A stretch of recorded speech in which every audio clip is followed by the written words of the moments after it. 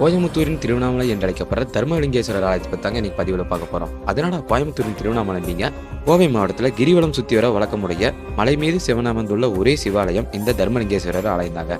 இந்த கோவில சிவபெருமான் சுயம்ப மூர்த்தியா காட்சி தராருங்க. இந்த கோவிலோட தல வரலாறு என்ன அப்படின்னு பார்த்தீங்கன்னா, மகாபாரதத்தில் பஞ்ச பாண்டவர்கள் வனவாசம் செய்த போது தர்மர் இந்த கோவில சிவ வழிபாடு செஞ்சிருக்காருங்க. தர்மருக்கு பாதுகாப்பாக மலையடிவாரத்தில் பீமன் காவல் காத்தாகவும் சொல்லப்படுதுங்க.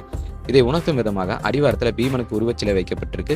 வர்ற பக்தர்கள் பீமனை காவல் தெய்வமாக கருதி வழிபட்டு போறாங்க. இந்த கோயிலோட நுழைவாயில இடதுபுறம் விநாயகர் பெருமானுக்கும் வலதுபுறம் முருகப் பெருமானுக்கும் சிறு சன்னதி இருக்குங்க. இது மட்டும் இல்லாமல் அடிவாரத்துல செல்வ விநாயகர் கோவில், நவகிரக சன்னதின்னு இன்னும் சில கோவில்களும் உள்ளதுங்க. இந்த மலை கோயில் சரியா கிழக்கு பார்த்து அமைஞ்சிருக்க. மலை முழுவதுமே படிக்கட்டுகளானது. வெயில் நேரத்துல மலை ஏறினீங்கன்னா ரொம்பவே கடினமா தெரியும். அதனால வெயில் வருவதற்கு முன்னாடி ஏறி இறங்கிருங்க. இந்த மலை ஏறுவதற்கு 1/2 மணி நேரமும் இறங்குவதற்கு 1/2 மணி நேரம் தான் ஆகுங்க. இந்த மலை கோயில் எங்க இருக்குன்னு பாத்தீங்கன்னா, கோயம்புத்தூர்ல இருந்து பாலக்காடு போற பைபாஸ் ரோட்ல சரியா 10 கிலோமீட்டர் தொலைவில் மதுக்கரை தாண்டி மடப்பாங்கிற ஊர்ல தாங்க அமைஞ்சிருக்கு. வாய்ப்பு இருக்கிற எல்லோரும் வந்து சிவனை